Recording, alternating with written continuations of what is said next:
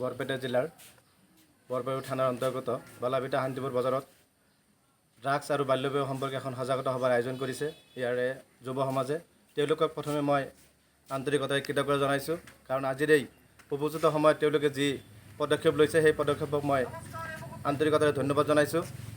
আৰু লগতে সদৌ অসমবাসীক লগতে আমাৰ গাঁওবাসীক মই বিনম্ৰতাৰে অনুৰোধ জনাইছোঁ যে বিশেষকৈ যি পৰিলক্ষিত হৈছে যে আমাৰ মাইনৰিটি অঞ্চলত ড্ৰাগছ সেৱন, বাল্য বিবাহ এতিয়াও মানে যি কম্পিটিশ্যন চলি আছে, ক'ব গ'লে প্ৰতিযোগিতা চলি আছে, এইটো আমি আমাৰ সমাজখনৰ যিসকল মুখিয়াল ব্যক্তি আছে, শিক্ষিত ব্যক্তি আছে, আমাৰ তেওঁলোকক বিনম্ৰতাৰে অনুৰোধ জনাইছোঁ তেওঁলোকে সমাজখনক কুসংস্কাৰমুক্ত কৰাৰ কাৰণে আমাৰ তৰফৰ পৰা বিনম্ৰতাৰে অনুৰোধ জনাইছোঁ।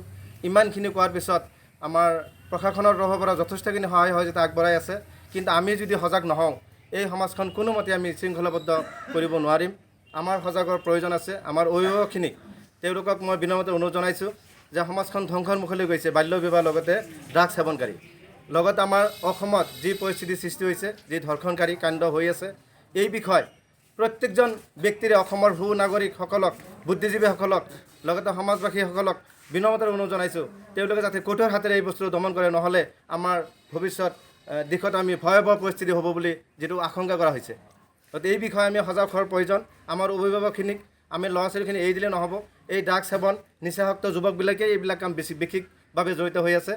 গতিকে আমাৰ ঘৰুৱাভাৱে অশান্তি, সমাজখনৰ, গাঁওখনৰ গোটেই মানুহৰ, পাৰ্শ্বৱৰ্তী মানুহৰ অশান্তি হৈছে।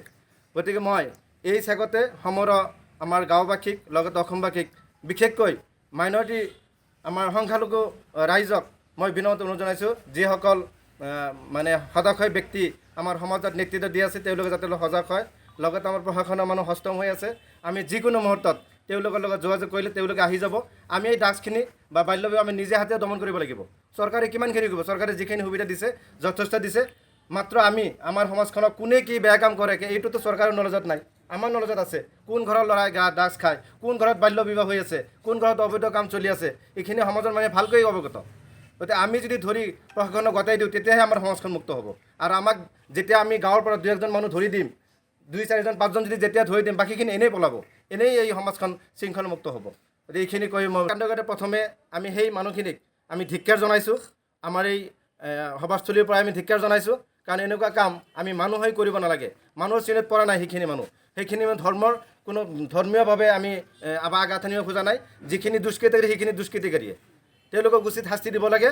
আমাৰ মাজত যদি তেনেকুৱা চাবৰ কোনোবা আছে তেওঁলোকক আমি উলিয়াই দিব লাগে। সজাগতা সভা আৰম্ভ কৰিছে, ভাল কথা।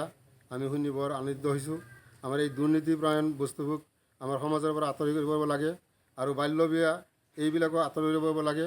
আমি সজাগতা হিচাপত আমি চুকে কোণে বা গাঁৱে ভূঞে বা ঘৰে ঘৰে যি আমি জনা বুজা মানুহ আছোঁ, তেওঁলোকে যিবিলাক মানুহে এই ড্ৰাগছ খাই জীয়াই আছে বা জুৱা জৰু খেলি আছে তেওঁলোকক সতৰ্কবাণী দি তাৰ পৰা গুচাব লাগে বুলি মই আশা ৰাখিছোঁ, যাতে আমাৰ গাঁওখন উন্নতিৰ ফালে আমি আগবাঢ়ি নিব পাৰোঁ। সেইকাৰণে আমি সকলোৱে একত হৈ এইবিলাকৰ বিৰুদ্ধে আমি হেৰি কৰিম, ঘৰে ঘৰে যাই তেওঁলোকক বুজাই বঢ়াই ইয়াৰ পৰা ৰেহাই কৰাৰ কাৰণে আমি সকলোকে আহ্বান জনাইছোঁ।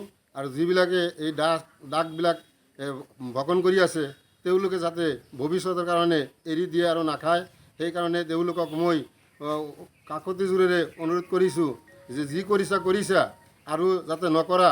তোমালোকৰ ভৱিষ্যত আছে, তোমালোকে নৱজাতপ্ৰাণ ল'ৰা ছোৱালী, তোমালোকৰ ভৱিষ্যত আছে। আমাৰ গাঁওখন চলাই নিয়াৰ কাৰণে তোমালোকৰ বহুত দায়িত্ব আছে।